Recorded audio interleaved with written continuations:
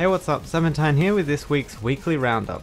This week we have the Division Alpha details, Legacy of Kain Dead Sun cancelled, and Crowfall reaching its $800,000 funding goal in 3 days. The upcoming MMO survival game, The Division, has had some details leaked from its alpha stage relating to a great number of things. First off though, dark zones have been revealed as certain areas of the map that are cornered off purely for multiplayer interactions. Unlike the small multiplayer numbers we've seen with Destiny though, The Division is said to be able to contain 50 to 100 players in these areas, with the goal being to recover rare items and equipment and get them back out of the dark zone without dying. The loot in the game is something similar to the green, blue, purple color rarity system seen in games like Diablo, and most items can be augmented. The AI was also an interesting point, with enemies moving around in groups with leaders and are apparently very tactical, with an example given of the leader throwing a flashbang at players, then two of his followers flanking them with flamethrowers and rifles. The map size in the alpha is estimated to be around the size of downtown Los Santos in GTA 5, with the entire map expected to be near the total size of GTA 5's map.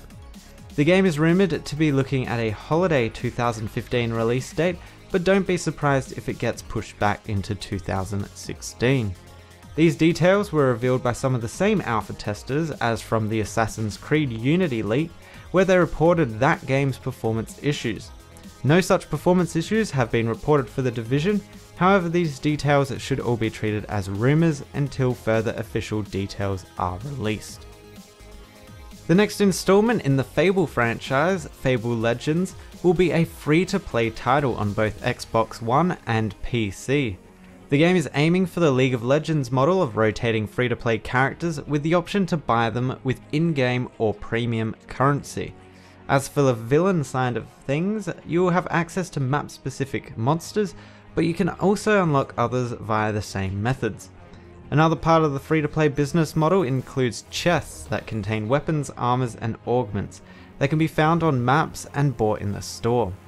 The plan for this game is to follow a seasonal campaign arc similar to what Telltale Games has become famous for with The Walking Dead and The Wolf Among Us.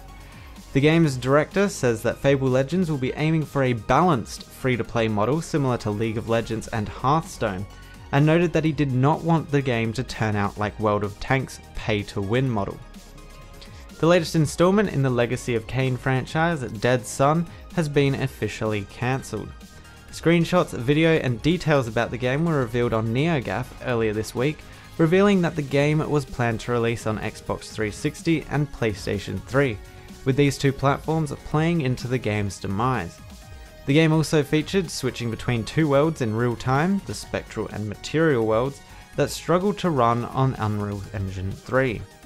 According to developers that worked on the game, it was going to be similar to Shadow of Mordor in environment, combat, and character progression.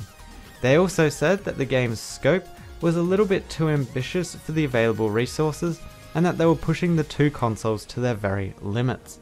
Later on in development, the game shifted focus to being a PlayStation 4 launch title. However, according to one of the devs working on the game, Square Enix was scared off from further development of the game due to low adoption rate of the new consoles. Assets for the game were then repurposed for the multiplayer game Nosgoth, a game that was planned to release alongside Dead Sun as a companion multiplayer. A Windows Store scam was uncovered this week, with the developers of Darkest Dungeon, Red Hook Studios, noticing their game listed on the store without their approval. Instead of the game being listed by Red Hook Studios, it was listed by one Balaji Chowdhury, and instead of the $19.99 price tag, the game was priced at $3.99. Other signs of the scam included a 2 MB download instead of the 1 GB download, and the listed screenshot showing an Activate Windows sign in the bottom corner. It was later revealed that Balaji had other scam games on the store, including Warcraft 2, Farming Simulator 2015, Game Dev Tycoon, and Spin Tires.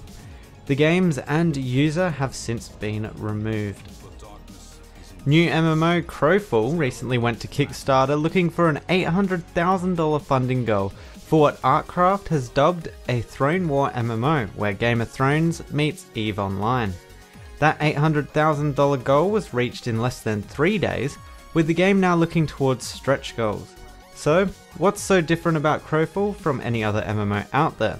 Well, it introduces procedurally generated worlds that only last 1 to 3 months, in which the world then ends.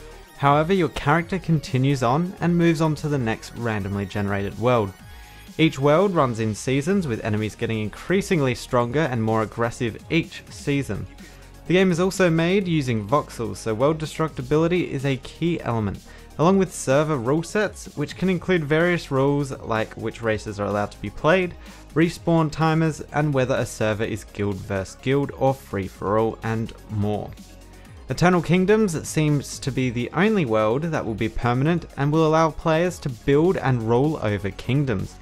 If you still want to get involved and support the game, you still have 25 days to go help them reach their stretch goals over on Kickstarter. That's it for this week's weekly roundup. Let me know what you think of the news for this week, and I'll see you guys next time.